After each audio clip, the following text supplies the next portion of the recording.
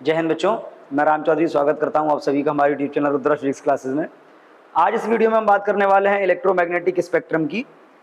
देखिए, स्पेक्ट्रम मतलब electromagnetic waves हैं, उनको हम फ्रिक्वेंसी या फिर उनकी वेवलेंथ के बेस पे हम क्लासीफाई करेंगे, अलग अलग कैटेगरीज में डिवाइड करेंगे, जिसको बोला जाएगा electromagnetic wave spectrum.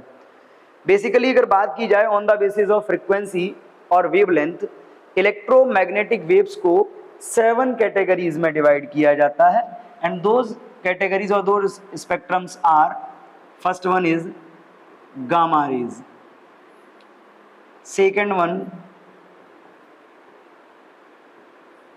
X rays, third is ultraviolet rays. Clear? Fourth spectrum is visible light, fifth is infrared,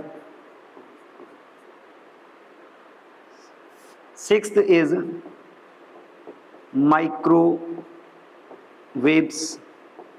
and seventh is radio waves.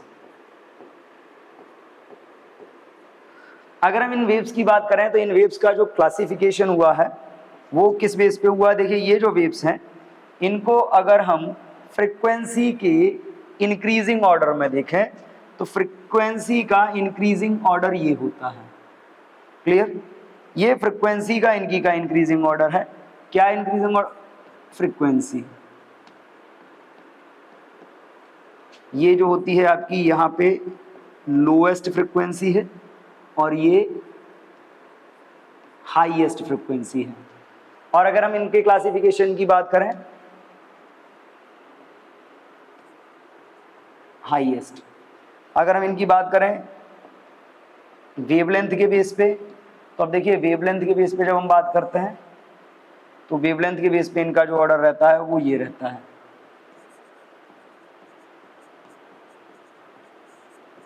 Wavelength, ये जो आपकी गामा रेज हैं इनकी वेवलेंथ लोएस्ट होती है और रेडियो वेव्स की wavelength highest होती है। अब देखिए, इन्हीं प्रॉपर्टीज के बेस पे हम इनके एप्लीकेशंस या इनके सोर्सेज की भी बात करने वाले हैं। अब देखिए, ये है क्लासिफिकेशन इलेक्ट्रोमैग्नेटिक वेव्स का। इन्हीं 7 वेव्स को बोला जाता है इलेक्ट्रोमैग्नेटिक वेव स्पेक्ट्रम। फर्स्ट है आपका गामा रेज। गामा रेज क्या होती है? These waves are of highest frequency and lowest wavelength. Gamma के बाद आती हैं एक्स रेज, एक्स के बाद आती हैं अल्ट्रा वायलेट, अल्ट्रा वायलेट के बाद आपका आता है ultraviolet, ultraviolet rays के बाद आती है विजिबल लाइट, विजिबल के बाद आता है आपका इंफ्रारेड, इंफ्रारेड के बाद माइक्रोवेव्स और माइक्रोवेव्स के बाद रेडियो वेव्स। ये जो स्पेक्ट्रम है आपका इलेक्ट्रोमैग्नेटिक वेव का, इस स्पेक्ट्रम को हम 1 बाई 1 उनकी जो फ्रीक्वेंसी, उनकी जो वेवलेंथ है, उनके जो सोर्सेज हैं या उनके जो एप्लीकेशंस हैं, यूजेस हैं, उनके बेस पे हम बात करने वाले हैं। फर्स्ट है हमारा गामा रेज। अब देखिए गामा रेज क्या है। गामा रेज के लिए अगर हम बात करें तो देखिए गामा रेज की जो वेवलेंथ होती है वो 6 × 10⁻⁻13 मीटर से 1 × 10⁻⁻10 मीटर तक होती है। क्लियर? और इनकी जो फ्रीक्वेंसी रेंज होती है वो 5 × 10⁻22 से 3 × 10⁻19 हर्ट्ज, 5 × 10⁻22 हर्ट्ज टू 3 × 10⁻19 हर्ट्ज। ये देखिए सिंपली दिया भी है यूनिट इसका हर्ट्ज में। देखिए, ये हाईएस्ट फ्रीक्वेंसी है इलेक्ट्रोमैग्नेटिक वेव की और ये लोएस्ट वेवलेंथ है इलेक्ट्रोमैग्नेटिक वेव की। अब अगर हम बात करते हैं कि ये जो गामा रेज है, ये रेज हमको मिलती कहाँ से हैं, तो देखिए आपने रेडियो एक्टिविटी में ऑलरेडी पढ़ा हुआ है। रेडियो एक्टिविटी में जो आपकी रेज या जो पार्टिकल रिलीज होते हैं वो अल्फा, बीटा और गामा, वहां पे भी गामा रेडिएशन की बात आती है। तो बेसिकली इसका जो सोर्स है radio active decay of nucleus, यानी कि जब भी कोई न्यूक्लियस नेचर में अपने आप डिके होता है उससे वेव्स निकलती हैं, तो वो जो वेव्स निकलती हैं, एनर्जी वेव्स निकलती हैं, वो 2000 गामा वेव्स। अब देखिए, क्योंकि इनकी फ्रीक्वेंसी बहुत ज़्यादा है, हाईएस्ट फ्रीक्वेंसी होने के कारण अगर हम इनकी बात करते हैं तो हाईएस्ट फ्रीक्वेंसी के कारण इनकी जो प्रॉपर्टीज़ हैं उनको हम यूटिलाइज भी करते हैं। कहाँ कहाँ हम इसको यूज़ कर सकते हैं? फर्स्ट है they are use to kill dangerous cancer cells in humans. अब एक बात समझ लीजिए, इनकी फ्रीक्वेंसी इतनी ज़्यादा है कि जब ये ह्यूमन बॉडी पे पड़ती हैं तो ये ब्लड सेल्स को ड्राई कर देती हैं, डैमेज कर देती हैं और कैंसर ट्रीटमेंट में हम इसकी इसी प्रॉपर्टी का यूज करते हैं। सेकंड इसका जो एप्लीकेशन है, they are use to detecting flaws in metal casting. Flaws का मतलब होता है कि जब भी हम मेटल कास्टिंग करते हैं तो उसमें कोई एयर बबल या कोई क्रैक अगर अंदर रह जाता है तो उसको बोला जाता है फ्लॉज। उसको डिटेक्ट करने के लिए भी हम क्या करते हैं, गामा रेज का यूज करते हैं। और होता क्या है कि गामा रेज जब भी किसी मेटल पर डाली जाती है तो जहां पर फ्लॉज होते हैं या जहां पर क्रैक्स रह जाते हैं उसमें, तो वहां से वो गामा रेज क्या होती हैं, पास होने लगती हैं और पीछे जो फोटोग्राफिक प्लेट लगी होती है उस पर हमको उसका इफेक्ट दिखाई देता है और हम इस टाइप से इसको यूटिलाइज कर लेते हैं। थर्ड अगर यूज की बात करें, these are use to produce nuclear reactions. Gamma rays हैं ये न्यूक्लियर रिएक्शंस को स्टार्ट करने में भी यूज करी जाती हैं। फॉर एग्जांपल जो आपका न्यूक्लियर फ्यूजन है, न्यूक्लियर फ्यूजन को स्टार्ट करने के लिए क्या चाहिए हमको, हाई एनर्जी हाई टेम्परेचर की जरूरत होती है। वो एनर्जी वो टेम्परेचर जहां से हमको मिलता है वो गामा रेज होती है। गामा रेज को यूज करके हम उतना हाई टेम्परेचर या हाई एनर्जी प्रोवाइड करा सकते हैं कि वहां पे न्यूक्लियर फ्यूजन की प्रोसेस स्टार्ट हो जाए। So these are the gamma rays. हम मूव करेंगे नेक्स्ट स्पेक्ट्रम पे। नेक्स्ट है हमारा एक्स रेज। अब देखिए एक्स रेज की अगर हम वेवलेंथ की बात करें तो इसकी वेवलेंथ रेंज कितनी होती है, 1 × 10⁻19 मीटर से 3 × 10⁻⁻8 मीटर तक। इसकी जो फ्रीक्वेंसी रेंज है वो 3 × 10⁻19 hertz to 1 × 10⁻16 hertz. Clear. Wavelength है 1 × 10⁻10 मीटर टू 3 × 10⁻8 मीटर। फ्रीक्वेंसी है 3 × 10⁻19 metre to 19 hertz to 1 × 10⁻16 hertz. और अगर हम इनके सोर्सेज की बात करें तो इनके सोर्सेज को देखिए, आपने शायद पढ़ा भी होगा केमिस्ट्री में। रॉन्जन एक साइंटिस्ट थे, उन्होंने क्या किया था कि हाई एटॉमिक नंबर वाले मेटल के ऊपर जब फास्टली मूविंग इलेक्ट्रॉन्स की बम्बार्डमेंट की और इलेक्ट्रॉन्स को उस हाई एटॉमिक नंबर के मेटल के थ्रू रोका गया तो इलेक्ट्रॉन्स की जो काइनेटिक एनर्जी थी वो उस मेटल से टकराने के बाद एक इलेक्ट्रोमैग्नेटिक वेव के फॉर्म में रेडिएट हुई, एक साइन के फॉर्म में रेडिएट हुई। उसी इलेक्ट्रोमैग्नेटिक वेव को बोला गया एक्स रेज। क्लियर। अब देखिए वैसे तो एक्स रेज जब हमारी बॉडी के ह्यूमन बॉडी के डायरेक्ट कांटेक्ट में आती है तो ये भी ह्यूमन बॉडी के लिए हार्मफुल है, ये भी ब्लड सेल्स को डैमेज करती हैं। बट इनकी जो पेनेट्रेटिंग पावर है या जो हाई फ्रिक्वेंसी रेडिएशन ये होता है, हाई फ्रिक्वेंसी की प्रॉपर्टी को भी हम क्या करते हैं, यूटिलाइज करते हैं। और अगर हम बात करें इसके कॉमन यूजेस की तो क्या क्या कॉमन यूजेस हैं वो देख लीजिए। Number 1 is they are used to produce pictures of the internal organs of the body. जो ह्यूमन बॉडी है उसके इंटरनल ऑर्गन की पिक्चर, इंटरनल ऑर्गन की पिक्चर का मतलब क्या है कि स्कैनिंग, जिसको हम एक्सरे बोलते हैं, एक्सरे बोलते हैं, जिसको हम अल्ट्रा एक्सरे बोलते हैं, या जो स्कैनिंग आपका होता है सीटी स्कैन होता है, उसमें जो वेव्स यूज होती है वो कौन सी वेव्स होती हैं, वो यही वेव्स होती हैं एक्सरे। सेकंड है आपका they are use to kill dangerous cells and tumours in the body. इनका यूज भी हम ट्यूमर या सेल्स के ऑपरेशन के लिए या हम कहें उनके ट्रीटमेंट के लिए करते हैं। ट्यूमर्स जो होते हैं, आपने लेजर ट्रीटमेंट ट्यूमर्स का सुना होगा, ट्यूमर्स के लेजर ट्रीटमेंट में जो वेव्स होती है वो यही वेव्स हम यूज करते हैं। थर्ड है they are use to detect flaws और cracks in the metal casting. Same property है जो गामा रेज की होती थी, इनको भी हम मेटल कास्टिंग में फ्लॉज और क्रैक्स को डिटेक्ट करने के लिए यूज कर सकते हैं। Number 4 is they are used for detection of explosives, opium and other contraband goods. यानी कि जितने भी अवैध, कंट्राबेंड का मतलब होता है जितने भी अवैध सामग्री होती है, जैसे हम बात करते हैं ओपीएम का मतलब होता है जैसे आपकी अफीम है, या आपके एक्सप्लोसिव्स हैं, विस्फोटक जो भी होते हैं, इनको डिटेक्ट करने के लिए जो वेव्स यूज की जाती हैं वो वेव्स आपकी एक्सरेज होती है। आपने देखा होगा एयरपोर्ट्स पे या अदर जगह जो बॉम्ब स्क्वाड होता है या जो चेकिंग वाला स्क्वाड होता है उसके हाथ में जो डिवाइस होती है जिससे वो स्कैन करके पता लगा लेते हैं कि क्या क्या वहाँ पे कोई मेटल है या नहीं है। जो डिटेक्टर्स होते हैं उनमें नॉर्मली एक्सरेज ही यूज होती हैं। Clear? These are the uses of X-rays. Now we will move to the next. Next is ultraviolet rays. अब देखिए अल्ट्रावायलेट रेज क्या है। अल्ट्रावायलेट रेज के बारे में आप सभी ने बहुत कॉमनली सुना होगा कि सन से जो रेज आती हैं उसमें अल्ट्रावायलेट रेज होती हैं, बट ओजोन लेयर उनको रोक लेती है। और अगर ओजोन लेयर उनको ना रोके और वो डायरेक्टली हमारी बॉडी के कांटेक्ट में आएंगी तो क्या होगा, स्किन डिजीज हो सकती है। यानी कि ये वेव्स भी क्या होती हैं, हमारी बॉडी के लिए हार्मफुल है, ये रेज भी हमारी बॉडी के लिए हार्मफुल है। और जब हम अल्ट्रावायलेट रेज की बात करते हैं तो देखिए अल्ट्रावायलेट रेज की जो वेवलेंथ रेंज होती है वो 3 × 10⁻⁸ मीटर टू 4 × 10⁻⁷ मीटर, और इनकी जो फ्रिक्वेंसी रेंज है वो 1 × 10⁻16 हर्ट्ज टू 8 × 10⁻14 हर्ट्ज। इनके अगर हम सोर्सेज की बात करें तो इनके जो कॉमन सोर्सेज हैं वो है एक्साइटेशन ऑफ एटम और स्पार्क। अब देखिए एक्साइटेशन ऑफ एटम क्या है। नॉर्मली हमने क्या पढ़ा हुआ है कि जब भी किसी एटम की हम बात करते हैं तो सेंटर पे पॉजिटिवली चार्ज न्यूक्लियस होता है और उस न्यूक्लियस के सराउंडिंग में ऑर्बिट्स होती हैं जिनमें इलेक्ट्रॉन मूव कर रहे होते हैं। जब भी किसी इलेक्ट्रॉन को किसी एक्सटर्नल सोर्स से एनर्जी मिलती है तो ये इलेक्ट्रॉन अपनी ऑर्बिट से जंप करके हायर ऑर्बिट में चला जाता है एनर्जी को गेन करने के बाद। इस स्टेट को बोला जाता है एक्साइटेड स्टेट।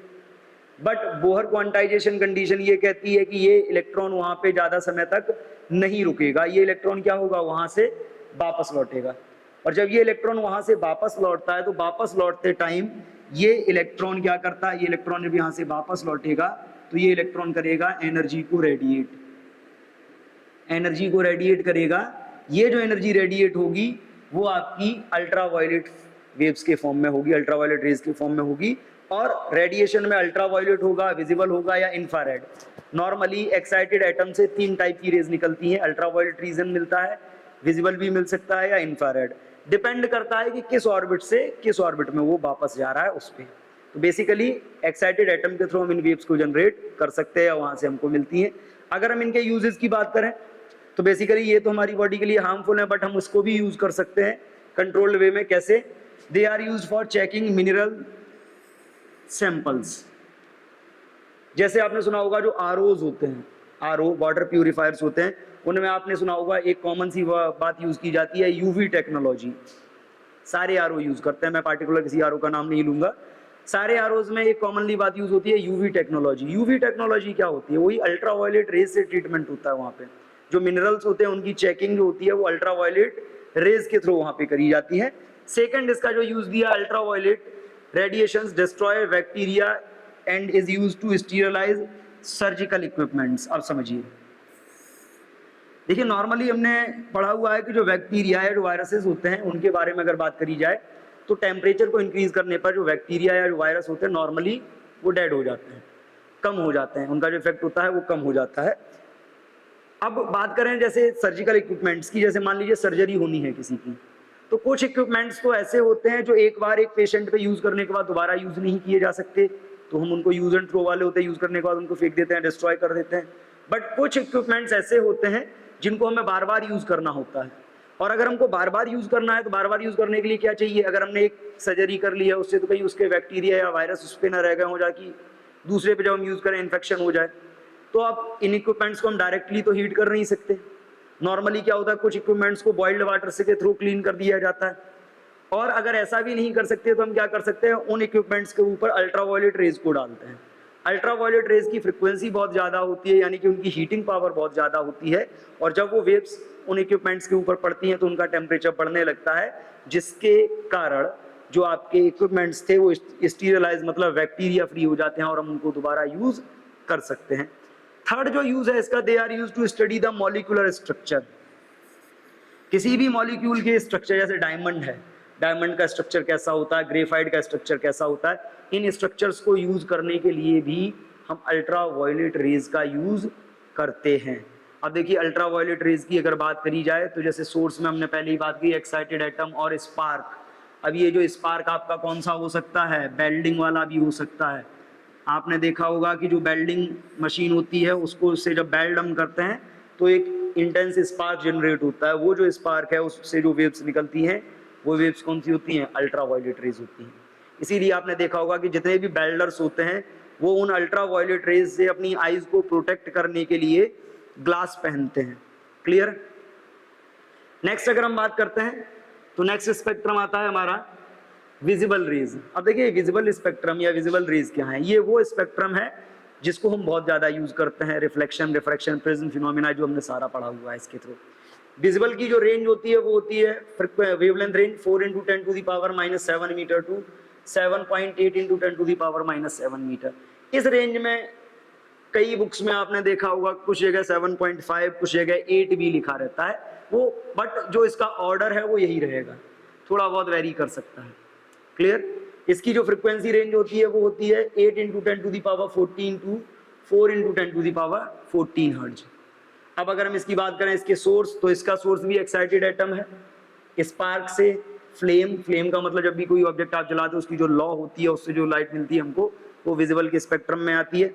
और इसी विजिबल स्पेक्ट्रम की हम बात करें तो इसी विजिबल स्पेक्ट्रम का को जब आप प्रिज्म से पास कराते हो, प्रिज्म से पास कराते हो तो इस यही विजिबल स्पेक्ट्रम आपका कन्वर्ट हो जाता है किसमें, वेव ग्यूअर में। कभी कभी एक कॉमन कंफ्यूजन आता है कुछ स्टूडेंट्स के मन में कि सर इलेक्ट्रोमैग्नेटिक वेव्स मतलब लाइट, इलेक्ट्रोमैग्नेटिक वेव के आपने बोले हैं 7 स्पेक्ट्रम तो मतलब वेव ग्यूअर। भाई वो वेव ग्यूअर नहीं होता, वो gamma rays, X rays, ultraviolet, visible, infrared, micro और रेडियो वेव्स होती हैं। ये जो आपका वेव ग्यूअर है ये विजिबल का स्पेक्ट्रम है। क्लियर। अब अगर इसके एप्लीकेशंस की बात करें तो इसके तो बहुत से एप्लीकेशंस हैं, माइक्रोस्कोप, टेलीस्कोप, फोटोग्राफी या अदर रिफ्लेक्शन रिफ्रैक्शन की जितनी भी परवेज जितनी भी प्रोसेसेस हम सब में इनका यूज करते हैं। तो इसके यूजेस के बारे में सबको मालूम है। तो हम मूव करते हैं नेक्स्ट पे। नेक्स्ट आता है आपका इंफ्रारेड रेज। अब देखिए इंफ्रारेड रेज क्या है। इंफ्रारेड रेज की अगर बात करी जाए तो इनकी जो वेवलेंथ रेंज है वो होती है 8 × 10⁻⁻7 मीटर टू 1 × 10⁻³ मीटर, और इनकी जो फ्रिक्वेंसी रेंज है वो 4 × 10⁻14 मीटर टू 3 × 10⁻11 मीटर तक होती है। और इनके जो सोर्स है 11 हर्ट्ज, सॉरी बार बार हम मीटर बोल रहे हैं, ये हर्ट्ज में होता है। इनके जो सोर्स हैं ये भी एक्साइटेड एटम के थ्रू प्रोड्यूस की जा सकती हैं, एक्साइटेड एटम और मॉलिक्यूल्स के थ्रू प्रोड्यूस की जा सकती हैं। क्लियर। अब यहाँ पे देख लीजिए जो आपकी इंफ्रारेड रेज होती हैं इनको हीट वेव्स भी बोला जाता है, हीट वेव्स भी बोला जाता है। इनको हीट वेव बोलने के पीछे एक कॉमन रीजन है, क्योंकि इंफ्रारेड रेज जिस मीडियम में डेवलप होती हैं ये क्या करती हैं, उस मीडियम के टेम्परेचर को बढ़ा देती हैं, इसलिए इनको क्या बोलते हैं, इंफ्रारेड रेज बोलते हैं। और इंफ्रारेड रेज की अगर बात करते हैं तो जैसे आपके पास कोई मेटल पीस है, आप मेटल पीस को गर्म करेंगे, गर्म करने के बाद जब आप उसको कूल ठंडा होने के लिए किसी ओपन एटमॉस्फेयर में रखेंगे तो उससे जो हीट रिलीज होती है वो भी नॉर्मली इंफ्रारेड रेज के ही फॉर्म में होती है। क्लियर। हीट वेव से ये मीडियम के टेम्परेचर को बढ़ा देती हैं। इसी के बेस पे इनके हम यूजेस के बारे में बात करने वाले हैं। फर्स्ट यूज इनका है they are use for cooking and heating and drying, यानी कि जो आपका ड्रायर होता है, हेयर ड्रायर होता है, हेयर ड्रायर में भी जो वेव्स आपकी निकलती हैं वो कौन सी होती हैं, नॉर्मली ये तो इंफ्रारेड होंगी या फिर माइक्रोवेव्स होंगी। यहाँ पे अगर हम बात करें तो इसकी क्या होती है, they are use for cooking, heating and drying. Second है infrared radiation is useful for heat therapy. Heat therapy का मतलब है कोहरा, कोहरे से बचने के लिए जो हम लैंप यूज करते हैं, जो हम ऑब्जेक्ट्स यूज करते हैं, इंस्ट्रूमेंट यूज करते हैं, उनमें जो आपकी इंफ्रारेड रेज होती हैं हेज थेरेपी में, मतलब कोहरे के ट्रीटमेंट के लिए हम इनको यूज करते हैं। आपने सुना होगा कि कभी कभी सर्दियों के सीजन में दिल्ली में जब बहुत ज़्यादा धुंध हो जाती है तो कुछ जगह पे आर्टिफिशियल मेथड्स यूज़ किए जाते हैं उस धुंध को मिटाने के लिए, उस हेज को कम करने के लिए, तो उसमें जो वेव्स यूज़ की जाती हैं वो आपकी इंफ्रारेड रेज होती हैं। Third is they are use for producing dehydrate fruits. Dehydrate fruits का मतलब क्या है, जो आपके सूखे मेवे होते हैं, सूखे मेवे मतलब जैसे छुआरे होते हैं या अदर किशमिश होती है, इनको बनाने के लिए हम क्या यूज़ करते हैं, इनको बनाने के लिए भी हम इंफ्रारेड रेज यूज़ करते हैं।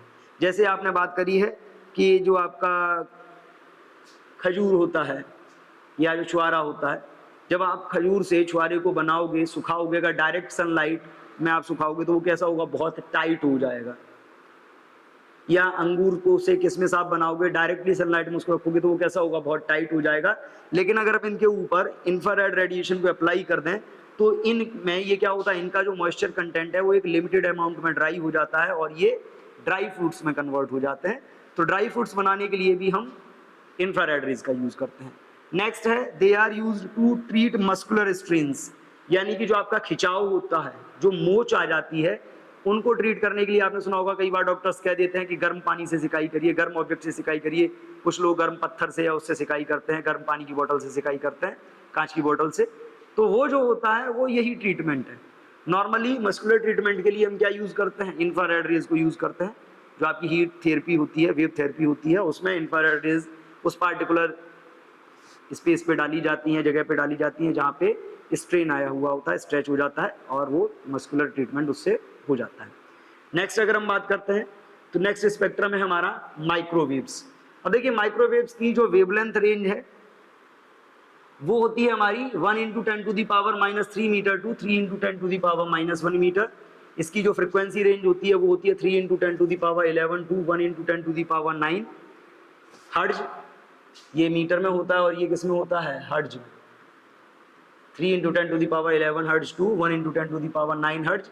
इसके अगर हम सोर्स की बात करें तो ये oscillating current in special vacuum tubes, जिसको हम बोलते हैं एलसी सर्किट के थ्रू भी हम इनको क्या कर सकते हैं, प्रोड्यूस कर सकते हैं।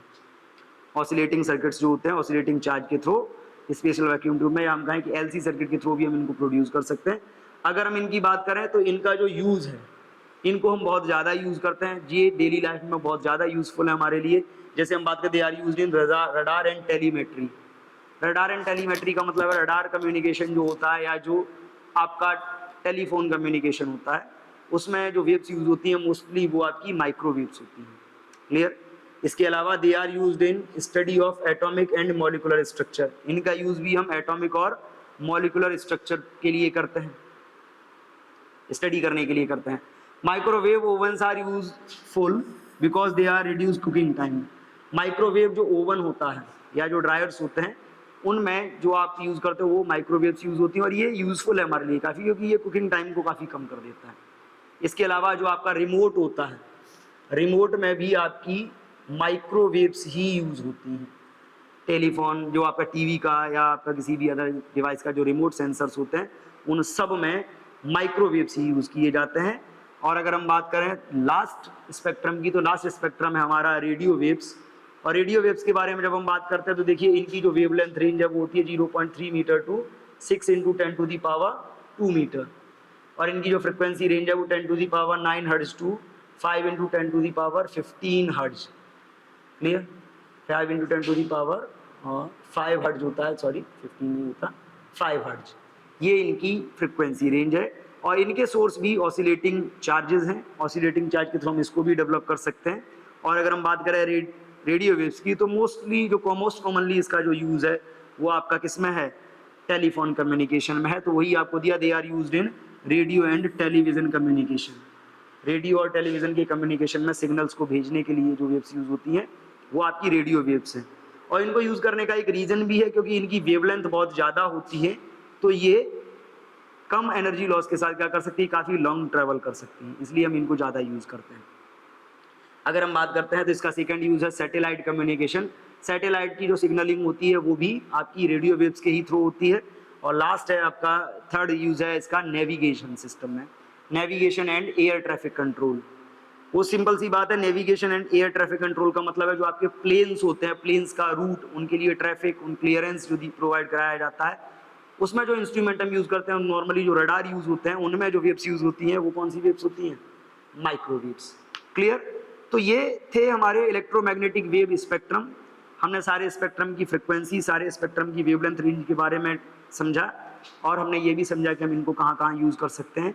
और इसी के साथ ये हमारा चैप्टर कंप्लीट होता है। मिलते हैं नेक्स्ट वीडियो में नेक्स्ट चैप्टर के साथ, तब तक के लिए थैंक यू एंड जय हिंद।